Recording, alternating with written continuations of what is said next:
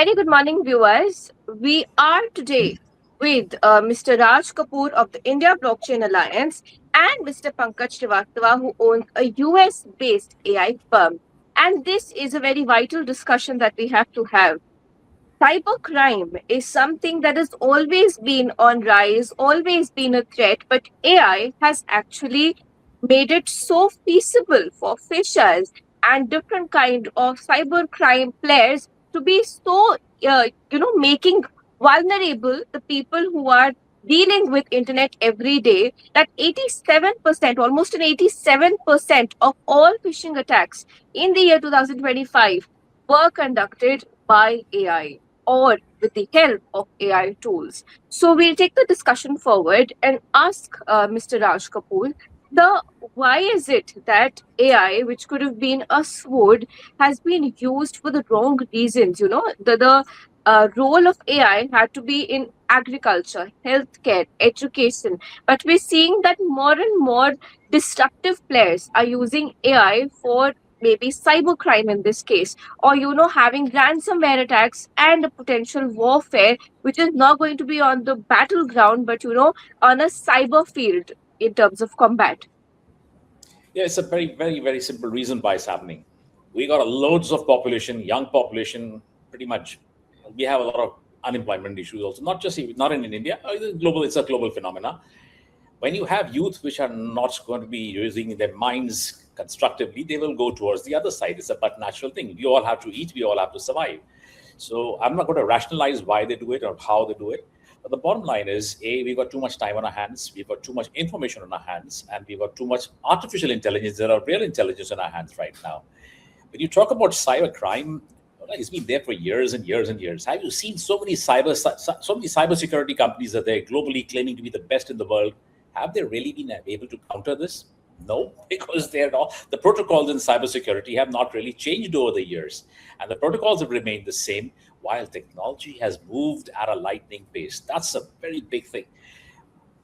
People who don't live with rules, people are going to do all these cyber crimes and phishing and malware, etc. They don't live with a set of rules. You and I live with a set of rules. That's always going to be a slower progress. When you don't have the rules, you don't have the regulations, it's the Wild West, do what you like. And therefore, those guys make their own rules. They make their own workflows. And AI, therefore, becomes a very dangerous tool. I had mentioned this even last time to you. You have a tool, just a brilliant tool in hand. What you do with the tool is extremely important. As I told you, if I give you a hammer, there are a lot of things we can do. We can either build a nice table, we can build furniture, or I can go and smash somebody's head with it. Both things. Hammer is the same. The intent is what's important. So AI is a lovely tool. The use or misuse it is in the hands of you and me. And if we don't give, it's a deeper economically rooted problem. When you have AI, when you have a great tool which can do a lot of things, you can either make magic with it or you can make a massacre. So it's up to a person how they use it. And I think a lot of people need to introspect, a lot of governments need to introspect why this is happening. It's not just a technical problem, it's a problem much more deep rooted inside. That's my view. And I'd like to place it on record here.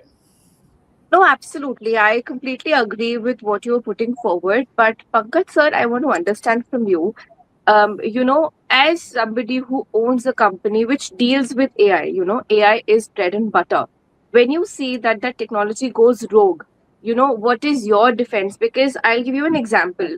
Recently, there has been a poaching war when it comes to, be it Meta, be it OpenAI, be it Apple. And somebody from Apple went to OpenAI but took the laptop. It's as basic, as an employee absconding. But, taking company assets can be a very big challenge. Sometimes we see that internally also people, try to leak secrets for vengeance, for any kind of monetary benefit, whatever it be. So, what is it that you have seen over the years, and how is it that, companies like yours can actually safeguard themselves from this kind of a crisis? So what we have seen, the phishing attempt, the cybersecurity risk was before AI also and now also. What has changed is the speed, scale, and sophistication of that attack. Before AI, there was a one cyber criminal, and he could attack one company at one time. But now he can write a code which can attack thousands of companies at one single time. So that speed and scale is like unprecedented. For small and medium scale companies, it is the biggest challenge because they can't afford cybersecurity as a dedicated team. For large multinational companies, they can afford the uh, dedicated teams they have, but at the same time, they have a huge data also to protect. So, to answer your question, it is the most vulnerable segment of our society are the small and medium scale companies, and you can say celebrities, CEOs, because their deep fake is extremely easy to create. Voice cloning, deep fake is extremely easy to create, and they are at the risk of losing their reputation. So they are these two categories: individuals and small and medium scale enterprises are at big risk. So what we do when they come to us is we have a cyber security team. So we just deploy some solutions for the cyber security, and it pretty much solves the problem. It is solvable problem. I think I could like to add something there to Pankaj. One of the things we rarely explore, and I don't know, really don't know why we don't do it, and it's been done extensively outside, is bringing in an element of blockchain from a security perspective while leaving it with the AI. And that I think would be I'm not saying it's going to solve all problems. There is no silver bullet. However, that's an extra layer of security which you can actually put it, especially the data can be put on the blockchain. That is very important. That prevents a lot of phishing, and we have deployed a lot of them personally. But the bottom line is, we still feel that they are different technologies. We really don't we look at them in silos, and that's a very big problem. It's a mindset problem. It's not a technology problem. It's a mindset problem. A cybersecurity expert will never say, no, no, no, we will not use blockchain. Oh, why? Why won't you use it? Right? You got cybersecurity for years and years and years, and yet there are more hacks now than there were before. Maybe AI is responsible, yes. But we can use the same AI to analyze how we can mitigate those problems. That's something which we are not really looking at. And we're not looking at the technologies at our disposal to make it better. I'm not saying it's going to be a silver bullet, cure all problems, but it's definitely going to reduce that rate. I just want to add to what Pankaj was saying. Yes, absolutely. Right. No, I completely agree. But then you've got more sophisticated problems. Yes, there are deepfakes, and AI can easily create them. Just recently, Meta rolled out this feature that anybody with a public account, their reels can be morphed. And that is such a big privacy concern. We understand that celebrities give their photos to paparazzi, and they are a public property in a way. Even influencers currently, they don't mind sharing their pictures and all. But if my even WhatsApp image, which is stopped screenshotting, is used by a player to, create a morphed deepfake, then, that is an integrity issue. So, Yeah. but moving beyond individual and small or medium company interests, when governments are at stake, Yes. probably a US government is, attacked by the Irani cybersecurity force, right? Like right now, we're seeing that the Strait of Hormuz is an actual war at the sea. But we're also seeing that some kind of elements in terms of media, misinformation, disinformation, or combat of information, whatever is happening. Secondly, we are seeing that cyber crimes, cyber hacks, location tapping. In a way, there has been so much of scrutiny about how China deals with guests that people don't take a real phone; they take a burner phone, or if they get any gifts, they leave it there. So, in terms of geopolitics, Raj sir, I want to understand from you, what are the current threats that you can see sitting in the Middle East, and how is it that governments are making them robust? And my last part of question to you is, how ready is India to deploy such a solution? Okay, that's a very nice question always, because it gives it gives many dimensions to a very universal problem. Let me put it this way: we all depend on various LLMs, etc., for our models, for our answers, etc., etc. Now, if I was hypothetically, If I was to create an LLM, which is completely fake in itself, I can use AI to create that. Okay, which only spreads misinformation. I'll create my own, and I am an organization. I'm a bad player, and I want to do that. I can do that. Put it up in the market. Put it up outside. It won't take me much time today. Not with all the information and the misinformation and the deep fakes. I can even make a collection of all the deep fakes, all the fake news, all the false news. Make my own LLM. Now, that many countries are actually doing that. I don't know how many of us are aware that many countries are already doing that, either to put a smokes and mirrors sort of a thing in front of you to confuse terrorists or confuse bad actors, or the other side, the bad actors are doing it so that they can spread more misinformation and people can get more misinformation rather than information. Now, that's one, hypothetically, we can think that's a major problem which we have seen. Second is, how do we mitigate this same way is the other side of the coin. How ready is India? That's a very good question. We are not ready. We are not ready. Listen, we are talking about we are not a technology first nation. We call ourselves a technology, digital transformation. We've got the good tech stack. Yes, we have a fantastic tech stack, one of the best in the world. We're not leveraging it the way we should. Okay, we have, no, I won't name things, but bottom line is, I don't know how, if you have the statistics of how many Indian sites and companies are hacked every day. Every day. All right. I don't want to give the names of the companies. I know them personally because I'm helping them right now integrate blockchain from a security perspective. I won't name them. It's not good to name them. These are issues we've all faced. Traditional companies face these issues. As Pankaj said, even smaller MSMEs, where are they going to go? They don't have the budgets. They don't have anything. Can we not put a technology stack specifically from a security perspective? We can. From the same stack which we have, we can actually take a subset from it, make a beautiful stack, integrate AI, blockchain, analytics. We put in the cybersecurity, actually create a stack where everybody can just plug and play. Are we doing it? No, we are not. We're talking about it. We talk about it. I don't talk about it anymore in India. I don't. It's no use. I talk about it in other countries. They listen. That's a mindset change again. I'm not saying that we have other problems, I do understand. But whether it is leaked papers, whether it is other thefts happening, I'm not even getting into all that. There is more focus on that. You said there are so many protests going on. Our focuses are different. And we're not a technology first nation, even though we say we are a digital transform nation. I'm sorry to say that. And No, I am so much in agreement to you, sir. I'll tell you why. Since April, I've been, going out on my own in the YouTube spectrum. April, we had the elections, so nobody discussed anything else. We had the Strait of Hormuz issue going on. We had the LPG issue go on. We had the petrol price hike, on the horizon. We had no time to discuss all of that. We were just discussing TMC, DMK, whatever.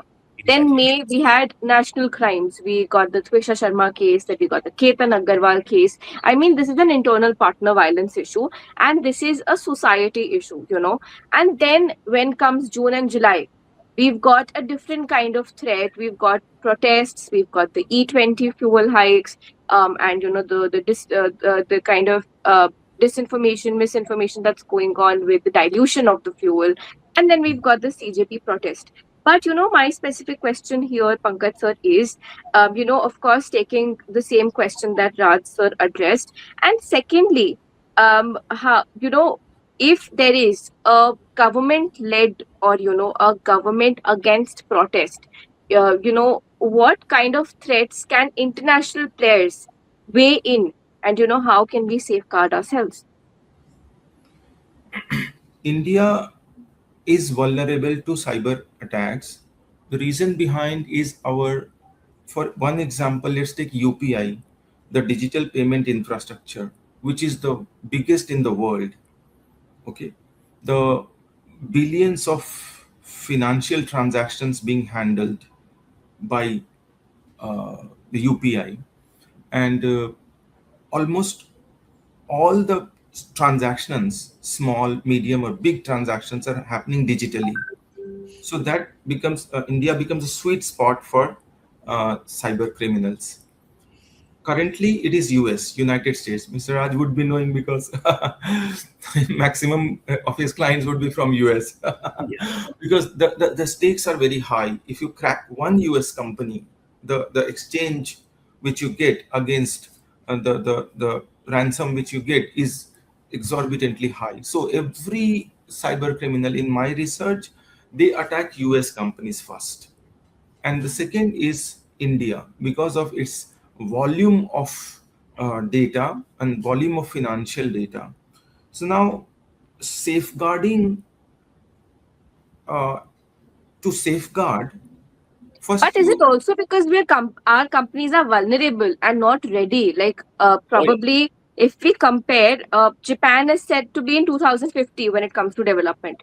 US is probably said to be in 2040. But India is probably not even at 2026 right now. So, is that kind of a vulnerability? And I open the question to both of you. The reason why, companies are getting attacked again and again, like, of course, the US dollar rate is higher, and even if I'm a media company, I will first try to cater to their audience. I've seen that kind of a YouTube play happening in media houses, across the country. But you were talking about the cybercrime space. If India is a very vulnerable target, is it somewhere our fault at that? Oh yes, totally. India is the most vulnerable target. I'm an ethical hacker. I can hack virtually any site there. But I mean, I'm an ethical hacker, so that's fine. That's part of my job because I'm in the blockchain space. I need to know how to hack. Now I'll tell you something. I call this a Rip Van Winkle effect. Rip Van Winkle was a mythical character who once went to sleep and woke up after 50 years and realized that nothing has changed around him. So this is the Rip Van Winkle effect happening in India. We are still there. Whether it's our education system, it's still there. Now, also the systems which we have in our nation, most of the large organizations, they are legacy systems. They are not the upgraded systems. Maybe it could be lack of money, lack of foresight, lack of vision, whatever, right? Plenty of reasons. Legacy systems don't hold up to modern technology. They don't. They're extremely vulnerable. That's the second big problem. It's the mindset of a CEO today still remains the same. In the boardroom at the decision making level, how many technology people are there? Almost none. Almost none. And that is the problem in India. They don't understand one thing is that technology is today one of the most important tools to have from a strategic perspective. Whether you make strategy decisions, you make future forecasting, business plans, without a technical expert in the board at the board level, where the decision making levels happen at the board oversight level, at the governance level, we don't have it. I'll give you an example. G20, simple. When we talked at G20 about that's sort of the crypto policy, in a room of 40 people, there were hardly anybody from the technology space. How are we making a policy of a technology without having the real people who actually worked on that technology? We've got great people who have a great knowledge from different aspects, but they don't have the technology. At the top level, we need to have them. If you don't have it, you're always going to face problems because there will always be a difference between actual strategy and how tech can either implement it, better it, or mitigate it. We don't have that. So that's why Indian companies will suffer.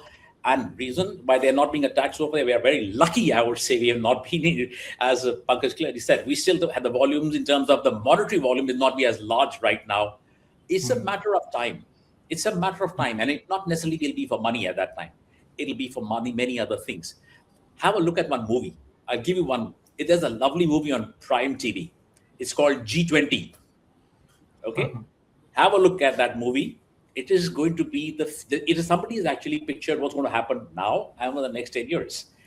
I mean, I'll just give you a little brief on it and have a look at it yourself. Okay, it's about the G20 G20 heads. They meet in South Africa and how a gang sort of kidnaps them and get them, sequesters them in a place and made each of them sit in front of a camera, speak a certain words, and clone all the images to to spread disinformation across the globe and to keep selling. And they made people sell all the things and buy Bitcoin in that, and therefore Bitcoin started value going up, and the other monetary value started going down. I mean, it's a nice story, but it basically puts a glimpse into what can happen if we don't speak. Imagine we've got a big event happening at Davos, so we're having in India some large, where all the heads of the country, everybody's there, and this situation happens. Imagine if this could happen. It could ruin a nation from the core. Of course, the movie's a feel-good movie, so the right protagonist or the right person comes and saves the day. But my friends, saving the day is great in movies. Like in the Hindi movies, the police always comes at the end. Okay, in the end. So this may not happen here now. Now the police is so slow. I mean, it will be so slow compared to all this. So it may not even happen in the end. So I completely agree, sir. And my bureaucracy in India. There is Hmm. a certain criteria to hire people, and there is a certain ranking: IS, IPS, IRS, and then we've got the joint secretaries who are leading, probably a matey who did the AI summit, and we got Macron, we got so many, high-profile leaders coming to India, and a total mishap of an event. Like, totally, forget the totally. Galgotia's case. We Huh. also know that for AI counters we had cash payments, so it Yeah, was so mismanaged that this is kind of a blot on the society, and if we've got movies like Her, we got an OS where, they kind of partnered with human, and we see that every night people are talking to a chat GPT before sleeping. So I feel that the movie that you're quoting, the G20 movie, there might be a situation like this. You never there will. know. So definitely. So Pankaj sir, I want to understand from you. I mean, how can companies make themselves robust across the world? I mean, probably there is a company in Brazil watching this. Probably there's a company in Spain watching this, and they are equally vulnerable when it comes to cyber crimes and cyber security. And every government, if you watched Money Heist, you saw that how much of a technology play was there. Even a movie like Jawan, made in India, saw how the hacking, kind of just halted the metros. So when technology is, governing so many spectrums of our life, what is it that we can do to, safeguard the daily infrastructure? So we have to understand the root cause of the problem. AI is the r- cause of the massive action of cyber attack, cyber crime. And AI is like an electricity. It is with everyone, including criminals. Okay, so they will also use it at scale. So it, it is there. It will hit companies, individuals or not is not the question. It is already hitting. Now, two things every high net worth individual and companies, small and medium, as well as enterprise, has to understand. First is the knowledge of proactive steps to protect themselves from cybercrime. So for that, the understanding need to be there in the organization. Like Mr. Raj said that in the boardrooms also the technical people are not sitting. So that is one problem. Now let us assume that at least you have the knowledge that cybercrime is something and we have to be proactive. So the steps would be at trust no one when it comes to cybercrime. No one means no one. There should be a protocol for everyone, every employee, every vendor, every outsider, and at large, the protection of entire system. Only passwords does not help. There a proper cyber crime audit should happen at each company. Whichever company has some data, some users data to protect, some technology they are using, they should have a proper cyber audit from a certified cyber auditor or a company. This is the first step. Then whatever steps given by the auditor should be implemented. That is what we do in our company, and I'm telling to each and every company owner to actually implement in their system. And after doing all this, even if the attacks happen, attack will happen. It's not that if you safeguarded yourself, attack will not happen. It will happen, but I think the damage will be controllable. That's what I have seen As they in our. say, a stitch in time saves nine. So, of course, there has been, a tear in the cloth, but at least, we can help not spreading it. So, Raj sir, I want to understand from you. I mean, for the companies where you are, in the board of directors, we see so many cloud companies actually going to compliance, having CEOs who have a background in compliance, but probably not technology. And, as you mentioned that, be it bureaucrats, be it company boards, be it even discussion forums, we've got less and less of representation of technologists. So, Yes. what is it that, you can give a case study that, this is what I do at probably a very non-tech company also that I am at the board of, but this is how I bring a difference to their approach of safety, compliance, probably smoother functioning, and various other aspects which you can name. Yeah, fair enough. Now, I take a thread from what Pankaj was saying. You talked about security audits. That's, of course, it is sacrosanct. You need to have it. I'll ask another question here. How many of these security audits cannot be manipulated because they don't have a safety mechanism anyways? I can manipulate this. I can do it. If I really have to do it, I don't even have to be an expert. An amateur can do it, frankly speaking. So here we are at the company with an audit done completely. We're all fine. We paid thousands of rupees. We paid thousands of dollars. Got it. And we all think we are following the Bible. We're not. If somebody is there, if there's a bad player, if there's no bad players, then you're safe anyways. Then you're anywhere in the world you're safe. Okay. But if there are bad players, and there are plenty, and as I said, they are spawning and growing by the day. The more the unemployment, the more the bad actors keep coming in. They'll come out of the woodwork every day. Yes, yes. Yeah, we can't deny that. Now we have to defend ourselves. So for wherever, not just one, for all the organizations which I'm working with, I first make sure that everything which is of sensitive matter keep put on blockchain. You don't have to put everything on the blockchain. No, you don't have to blockchain everything. It's not required. But you can put sensitive data, sensitive information. For example, I'm talking about emails. Has anybody heard of a blockchain-based email? Well, you don't. Because email is the easiest way of getting into the information. We brought in blockchain-based information, blockchain-based messaging, so that internally within the organization, everything is on a secure level. A WhatsApp talks about end-to-end encryption. It's only end-to-end, whether both the ends are vulnerable. Let's face that. It's not 100% secure. It is, at least it's got some levels, yes, but there. So wherever I work in, I first make sure that let's map the workflow, let's map the work streams, and let's see where the vulnerability lies.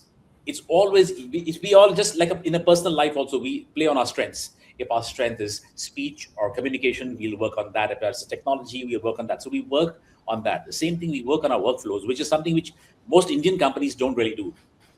There is a nice, show around that, yeah, but it's not really happening. Look at the HR systems. Every HR system is vulnerable, means leading to all your data, all your personal data of your employees leaking out anytime. Most HR systems are extremely weak. It starts from there. So right from working from the lowest common denominator to the highest one, we try and see that the sensitive data can be locked properly, integrated with blockchain. You don't have to replace your existing systems. You need to integrate them. Why don't we do that? Okay, so that's one of the things. So that's what I always advise one thing. Why don't you get into the latest space of technology rather than always rely on legacy systems? Phase it out. It's not an overnight thing. Phase it out. Phase out the vulnerable ones first. Put them onto new modern technologies. I will not name again some of the largest business houses. They are extremely vulnerable today because they still rely on legacy systems. They'll say, "Oh no, we have every system. We have our CRM. We have our cybersecurity protocols." As I told you, they haven't been updated. So all organizations I advise them first to check their protocols, check the systems, them to identify what is vulnerable, what is sensitive, and what they can afford to lose if they have to lose. That they need to decide. We need to sit down with technology or without technology and work to make it secure. So that's where I come in a lot in the boards. And I've always said, a board without technical expertise. Compliance is good, yes, but compliance is easily replicated. You can get AI to do a lot of compliance today. A lot of your heavy lifting can be done. But security, not really. You really need the human intervention here. The human in the loop is really important out here. And I think that's where the biggest crux lies. Are we going to have more people in the technology space in the crowded room called the boardroom? I don't think we're still doing it. I think it's a minority. Look at any CEO for that I matter. definitely agree with you. Whenever you say the human loop, I will give you an example, sir. I just spoke to Dr. Vandana Singh of the FAII. She is the chairperson of aviation cargo in India. And Yeah, she is pioneering India's voice towards, the AI 171, how our pilot was not responsible. So I had asked her a very simple question about AI, that how it is helping cargo, because cargo and logistics is a mostly very mechanical and manual work field. And she then pointed me towards how the AI 171 crash was an AI override. He said that the pilot gave the prompt that fly. The AI kept overriding that command saying the plane is on the ground. And when the pilot overrode that command and flew, the AI overrode it again. And that is how the crash happened. So, and let's take that example, and then let's take the example of, suppose you and you, sir, take the new Mythos or the newest 5 version of any AI that has come in. They are clearing databases from your Mac and Windows. So yeah. when AI is trying to be over smart, that is where the issue begins. So Pankaj sir, coming to you first, and then Raj sir, coming back to you.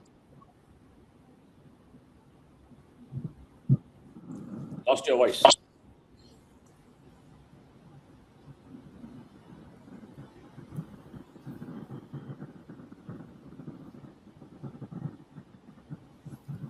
We are not able to hear you actually. Gauri, you're not mute, but I'm not able to hear you. Maybe you can use sign language. We can understand. We'll rejoin. Yeah, yeah, yeah. In fact, that movie which I talked about, that G20, it's also in sign language. You can see that, because Am it's I everybody audible can now? be. Yes, I hear you. We hear you now. Yes, yes. I'll repeat my question. So Dr. Vandana Singh talked about the AI vulnerability, We heard how that. the Repeat the command question. was overrode. And then there is the Mythos and the 5 versions of OpenAI, which are overriding commands and deleting softwares and, databases. So when AI tries to be over smart, when it tries to override command, Pankaj sir, I'll first come to you, then Raj sir, I'll come back to you. How is it that we, use our critical intelligence and also show our dominance, that we are the ones in command?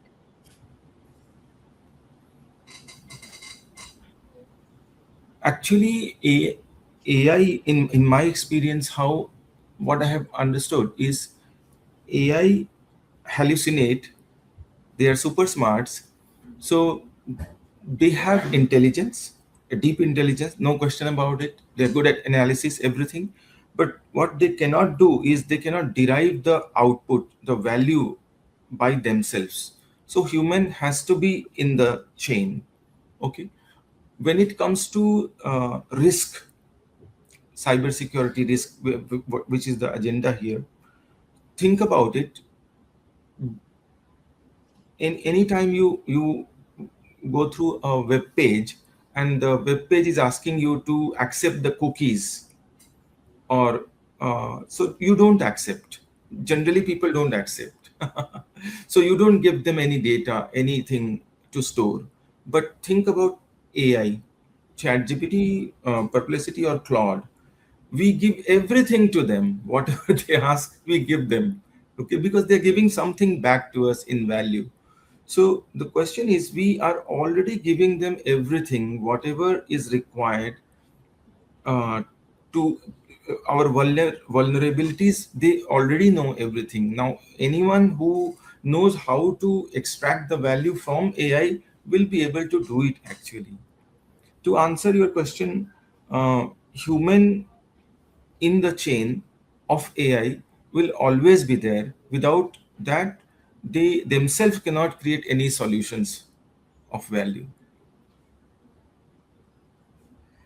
Well, I'll add to that. The human in the loop, as I said, is always important. Yes, at the end of the day, who is programming AI? It's a human being, right? Well, now you have AI, agentic AIs, and other AI bots doing the same thing.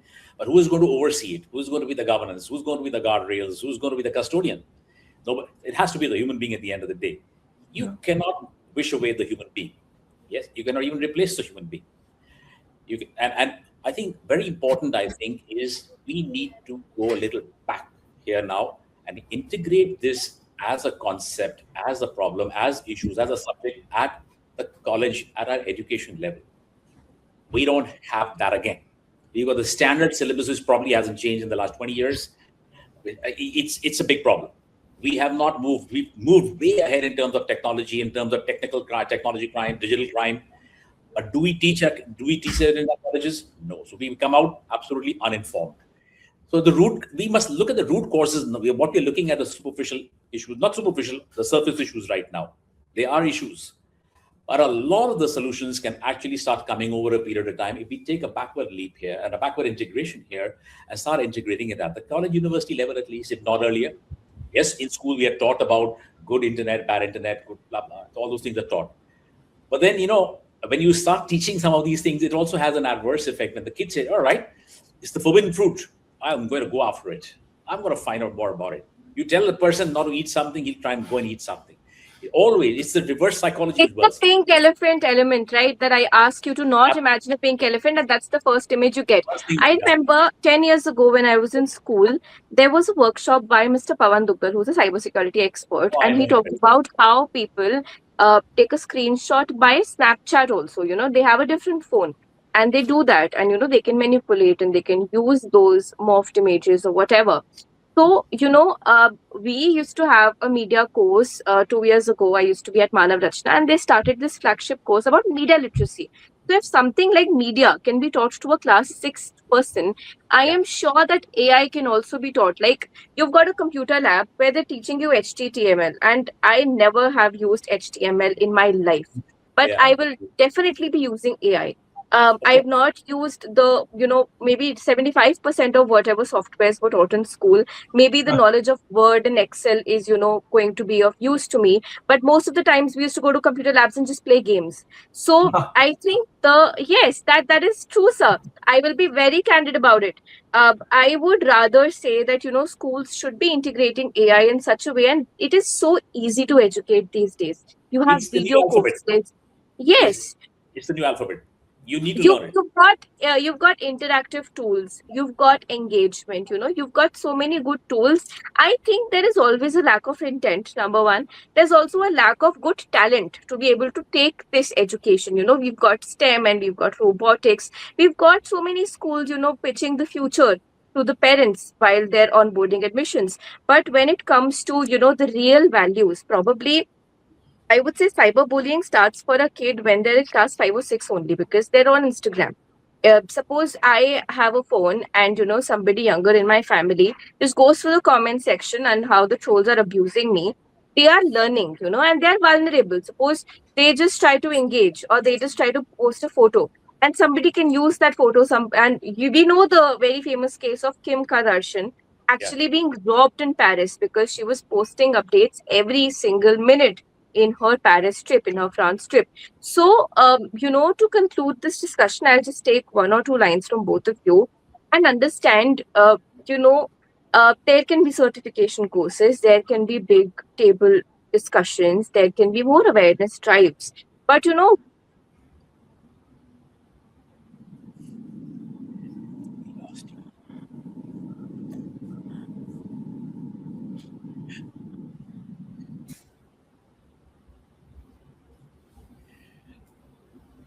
Internet issues, always. Yeah, There we go back again. sorry for the yeah, glitch. Is it audible now? Yes, you yeah. are. You are audible. I'll just wrap up this question. The question is very simple. Uh, I personally feel that it's the B2Bs and the B2Cs which are more, adaptive, the early adopters of change. So, if they have to implement some kind of AI education or, AI awareness drives in their systems, how is it that they can go about? Ratsa, you can give 1 point. Pankaj, you can give 1 point. I think very simply, instead of in a basic curriculum, instead of talking about the movals and blah blah blah blah blah, which we are removing and putting and removing, that's fine. I mean, that is a different issue. Just like we can debate about that, how about a debate of putting AI as a very mandatory integrated subject? It's just like any other thing which you've got to know. Why do we do science, mathematics, biology, physics, everything? It's a compulsory subject. They're compulsory subjects. So why can I? If you're going to live in a world which is going to be AI based, basically everything, every kid is using AI. You are using, I'm using, Pankaj is using, every one of us is using AI. If we're going to be using that, let's put the ABC of AI right in front. That's the first thing we should do. And it has to come from top, from the government level, not at a perfunctory level in the middle. It's never going to work. and certification, blah, blah, blah, for money-making things are not going to really work because they are only with a one profit motive, money. All right? Nobody's there to give all the secrets to you. Sorry. Learning is to be at a different level. And the trainer, the teacher, they are to be trained first. They are themselves not aware of how many things AI can do. The kids are better aware than the teachers. So I think right from top we start, we bring it as not as an elective or a good to have like STEM, etc.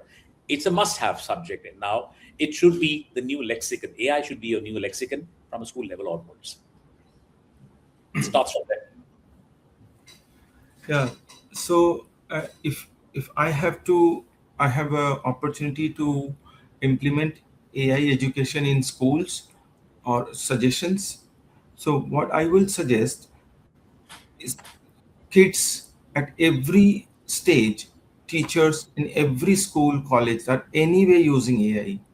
Okay, there's hardly anyone who are not using ChatGPT for curriculum setting, or students are using to generate solve classroom questions and assignments and so on, because I see in my home also it is happening.